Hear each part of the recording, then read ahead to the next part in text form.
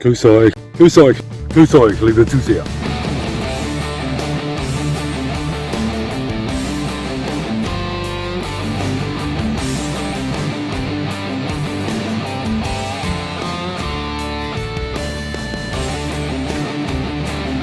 Ich freue mich sehr, dass Sie da sind.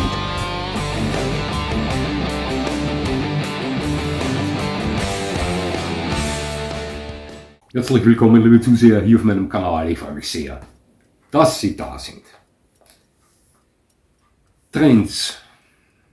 Dinge, die modern und angesagt sind. Trends. Ja.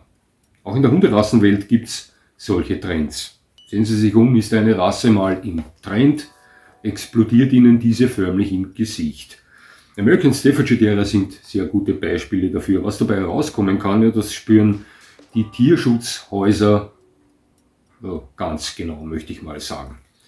Viele Probleme können auftreten bei derartigen Hunderassen, die sich in einem Aufwärtstrend befinden. Zwei der Hauptprobleme sind die Vermehrer, die da gleich und gern mal unter ihren Steinen hervorgekrabbelt kommen und fest loszüchten. Seltenst darauf erpicht, gute Hunde zu präsentieren. Hier gilt hauptsächlich der Rubel zu rollen. Ja. Natürlich ist es verlockend, sich einen reinrassigen Hund um 300, 400, 500 Euro kaufen zu können, doch was soll ich Ihnen sagen? Seltenst wird wirklich tolle Zucht von solchen Vermehrern veranstaltet. Also hier verkümmern Hündinnen zu Wurfmaschinen. Nochmal, ganz selten wird hierbei auf charakterliche oder anatomische tolle Vererbung geachtet, und dann kann es Ihnen sehr leicht geschehen, wenn Sie sich einen Hund von solch einem Vermehrer holen, dass dieses Tier den Rassestandard nicht wirklich gut vertritt. Häufig anatomisch nicht, aber noch häufiger charakterlich nicht. Das ist ein Problem. Das zweite ist, befinden sich Hunderassen im Aufwärtstrend, dann kommt es sehr häufig vor, dass sich Leute schnell entschlossen für diese Hunderasse entscheiden. Ja, ist modern, ist angesagt, ist toll, ist schön, was soll schon viel schief gehen. Ja. In diesem Video hier und heute möchte ich am Beispiel des Australian Cattle Dogs zeigen, warum es so wichtig ist, liebe Zuseher, sich ganz genau in die Geschichte und den Charakter einer Hunderasse einzulesen. Denn häufig wird in diesem Fall aus einem tollen Trend ein riesiges Problem. Jo. Vielleicht wollen Sie wissen, weshalb ich mich in diesem Video als Beispiel für den Cattle Dog entschieden habe. Nun, das hat eigentlich drei Gründe. Zuerst mal möchte ich nicht ständig über die üblichen Verdächtigen sprechen, wie sie zum Beispiel die American Staffordshire Terrier, American Pitbull Terrier, aber auch Rottweiler und Co. darstellen, denn die haben in der Vergangenheit schon genug kalt warm bekommen von Leuten und den Medien. Zweitens stellt der Australian Cattle Dog meiner Meinung nach ein vorzügliches Beispiel einer Hunderasse dar, welche absolut nicht einfach zu halten ist. Und drittens treffe ich häufiger beim Spazierengehen mit meinem Hund auf eine etwas ältere Dame im Besitz eines Australian Cattle Dogs, die klar erkennbar absolut mit diesem Hund überfordert ist und fast täglich ums nackte Überleben mit ihrem Hund kämpft, ja, ums Durchkommen durch den Alltag, halbwegs normale Durchkommen durch den Alltag mit ihrem Hund kämpft. Und ich versichere Ihnen, liebe Zuseher, glauben Sie mir, wenn ich behaupte, mir tun diese Leute leid, denn ich weiß, dass diese ältere Dame diesen Hund heiß liebt, aber ich weiß auch, dass sie selbst weiß, dass sie einen Fehler gemacht hat beim Erwerb dieser Hunderasse, weil sie als Halterin dieses Hundes eigentlich nicht geeignet ist. Ja, also nochmal, ich würde mir viel mehr wünschen für diese Dame, dass sie mit diesem Hund glücklicher wäre und leichter durch den Alltag durchkommen würde. Das meine ich aus vollem Herzen so. Ich empfinde hierbei absolut keine Schadenfreude, und mir geht es oft so, wenn ich ein Teamhund-Mensch sehe, das nicht zusammenpasst, das gleichzeitig voneinander über- oder unterfordert ist. Ja, also der Hund unterfordert zumeist vom Besitzer, der Besitzer überfordert vom Hund, und das tut mir dann regelrecht leid. Das meine ich völlig ernst. Ja. Ja. Stellen wir uns mal Folgendes vor. Sie machen Urlaub in Österreichs Bergen. Finanziell anspruchsvoll, ja, aber dennoch ein beliebtes Reiseziel. Und mein Heimatland bietet einige der herrlichsten Landschaften auf der ganzen Welt. Davon bin ich überzeugt. Ja. In einem Almhotel schließen Sie Freundschaft mit einem anderen dort eingecheckten Pärchen, das ihren Hund mit hat. Ein Australian Cattle Dog, welcher Sie von Beginn an entzückt. Ein anderes Pärchen, welches auch Anschluss zu Ihnen und den Hundebesitzern gefunden hat, ist ebenfalls angetan von diesem Australier. Nach einigen zusammen verbrachten Tagen in diesem Hotel beschließen Sie, und auch das andere Pärchen, sich ebenfalls solch einen tollen Hund zu holen. Er ist schließlich schön, lustig und war jedes Mal, als Sie da einige Stunden zusammensaßen, ganz brav. Kann ja nicht viel schief gehen. Doch, liebe Zuseher, kann es sehr wohl. Da kann sehr viel schief gehen. Anhand des Australian Cattle Dogs möchte ich Ihnen zeigen, was auf jemanden zukommen kann, wenn man sich vor Erwerb einer Hunderasse nicht wirklich intensiv mit dieser Rasse auseinandersetzt. Ja? Sie verstehen, worauf dieses Video hinausgehen soll. Ich lege mal gleich mit diesem tollen Hüte- und Treibhund los. Der Australian Cattle Dog, der wurde nur aus einem Grund gezüchtet. Und der ist eine Schreckfigur für hunderte Kilogramm schwere Rinder darzustellen. Ne? Der muss 20 oder 30 Mal schwerere Tiere, wie er selbst ist, einschüchtern und dominieren können. Und das kann der Hund. Ja. Genau darauf ist seine ganze Charakterbasis und Anatomie ausgelegt. Normalerweise könnte ich mit dieser Aussage jetzt dieses Video beenden, denn jeder halbwegs vernünftige Mensch könnte darin lesen, nun, der Hund ist schon ziemlich anspruchsvoll. Und wenn Sie ein Mensch sind, der in Zukunft vorhat, sich einen tollen Hund zu holen, eventuell von diesem Hund angetan sind, dann sollte dieser Satz eigentlich für Sie derartig viel Info beinhalten, dass Sie wissen, einfach ist dieses Tier nicht. Ja? Doch ich möchte noch etwas mehr ins Detail zu dieser Hunderasse gehen.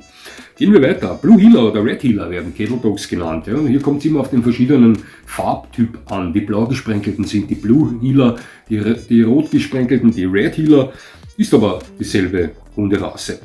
Wissen Sie, was der Begriff Heeler bedeutet? Nun, das sage ich Ihnen. Heeler steht für in die Fesseln beißen. In die Fesseln der Rinder beißen. In der Schweiz nennt man diese Taktik, die häufig von Sennenhunden im Stile von Appenzeller Sennenhund oder Entlebucher Sennenhund vorgenommen wird, stechen. Ist so, ja. Und Cattle Dogs sind begeisterte Heeler, ja? Also Hunde, welche mit Leidenschaft stechen. Ich hatte mal einen Zuseher meines Kanals angeschrieben, im Besitz eines Australian Cattle Dog Rüden, eines Blue Heelers, Vater von 2 Kindern, Hauptschulalter. Der hat mir gesagt, dass sein Blue Heeler seine Kinder regelmäßig beim zu wilden Spiel in die Fersen sticht. Ja? Schauen Sie, das ist ein vererbter Instinkt dieser Hunderasse, welchen zu häufig tobende Kinder schnell mal zu spüren bekommen. Ich möchte behaupten, dass der Australian Cattle Dog für alle Interessierten da draußen vielleicht ganz interessant nicht zu den geeignetsten Kinderhunden zählt. Nicht, weil er böse ist, sondern weil diesbezüglich häufiger sein Instinkt mit ihm gut durchgeht und angenehm, auch wenn er die Kinder nicht schwer dabei verletzt, ist das nicht. Ist auch eine, soll ich sagen, anspruchsvolle Geschichte, wenn es um Erziehung geht, ja, ihm das wieder rauszunehmen aus seinem Verhalten, das Ganze. Ja. Cattle Dogs sind mit extremem Bewegungsdrang ausgestattet. Diese Hunde geben sich in der Regel nicht damit zufrieden, 3-mal am Tag um den Block zu gehen. Das garantiere ich Ihnen. Ne. Das sind Hunde, die dafür gemacht wurden, um täglich unzählige Kilometer auf Rinderfarmen abzuspulen. Die fetzen da durch die Gegend. Wenn Sie diesen Hund nicht täglich mindestens 1 Stunde voll körperlich auspowern, dann ist er unterfordert, körperlich unterfordert und wird dann höchstwahrscheinlich damit beginnen, Ihnen in Ihrer Abwesenheit die Wohnung zu zerlegen. Cattle Dogs können schnell mal unterfordert werden. Ja? Und ein unterforderter Cattle Dog sucht sich Beschäftigung. Das zeigt sich dann häufig in der Form von Vernichtung des Mobiliars. Das ist nun mal Fakt, liebe Zuseher. Doch benötigt der Australian Cattle Dog nicht nur körperliche Auslastung, auch geistige ist gefordert bei diesem Hund. Das sind hochintelligente Arbeitshunde, denen Sie zu denken geben müssen. Obedienz, klassische Unterordnung oder ähnliche Aufgaben, wo der Hund nachdenken muss. Auch hier kann der Cattle Dog schnell mal unterfordert sein. Also der ist nicht nur leicht körperlich, sondern auch geistig unterfordert. Also wenn Sie diesen Hund wirklich auf Trab halten wollen, charakterlich stabil halten wollen, dann müssen Sie mit diesem Hund etwas tun. Körperlich und geistig. Das ist nur ein Tipp von mir. Diese Hunderasse verfügt in der Regel über stärkstes Territorialverhalten. Ist ein exzellenter Wachhund und trotz geringerer Substanz als mittelgroßer Hund ein ernstzunehmender Beschützer. Sie sind dafür bekannt, gekonnt ans Thema, dazu, nicht jeder Fremde ist ein Schurke, herangeführt werden zu müssen. Schauen Sie, durchgehende Bullen, durchgehende Rinder einzuschüchtern, zu lenken, zu dominieren, das erfordert charakterstarke, feurige Hunde mit höchster Leistungsfähigkeit. All das ist in der Geschichte dieses Hundes herauszulesen. Und diese Hunde präsentieren das auch häufig in der Praxis, egal ob sie aus Leistungslinie stammen oder nicht. Ich habe da mal gelesen, dass sich Australian Cattle Dogs als Schutzhunde nicht eignen. Ich bin da anderer Meinung, ich wurde auch schon mal kritisiert oder gegen eine meiner Aussagen wurde mal Protest eingelegt, denn ich behauptete mal, dass sich der Australian Cattle Dog aufgrund seiner Power, aufgrund seines Triebs, seiner Einstellung als guter Schutzhund eignen würde. Dieser Hund ist lernwillig, dieser Hund beweist Schutztrieb, er hat Kraft, also warum nicht? Mir wurde dann von einem Australian Cattle Dog Besitzer gesagt, dass ihm seine Züchterin empfohlen hat, niemals mit einem Cattle Dog an der Schutzarbeit zu arbeiten, da diese Hunde in Zukunft dann nicht mehr zu führen sind.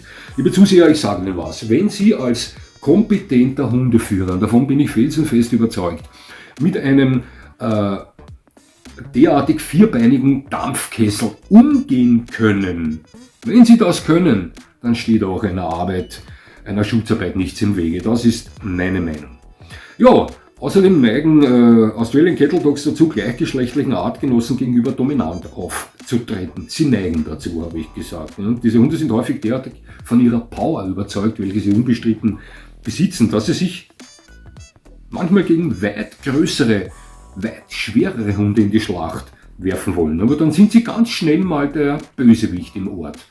Das sage ich Ihnen. Ja. Und außerdem schnell auch mal Dauergast beim Tierarzt, welcher schon automatisch das Nähzeug in die Hand nimmt, wenn er sie mit dem Hund kommen sieht.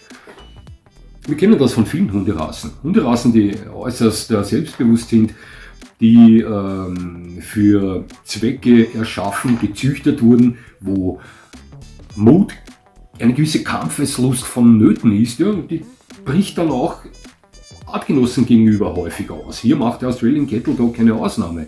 Ich möchte diesen Hund nicht als Raufer bezeichnen, aber sie neigen dazu. Das ist nun mal so. Ja, und auch das muss man bedenken vor dem Erwerb solch eines Hundes. Ja. Der gehört anständig sozialisiert, der gehört viel der Kontakt gesucht mit Artgenossen etc. etc. Denn sonst haben sie schnell mal einen kleinen Teufel an der Leine, der ihnen durch ständiges Vernehmen viel Geld beim Tierarzt kosten wird und natürlich auch Sorgen bereiten wird diesbezüglich.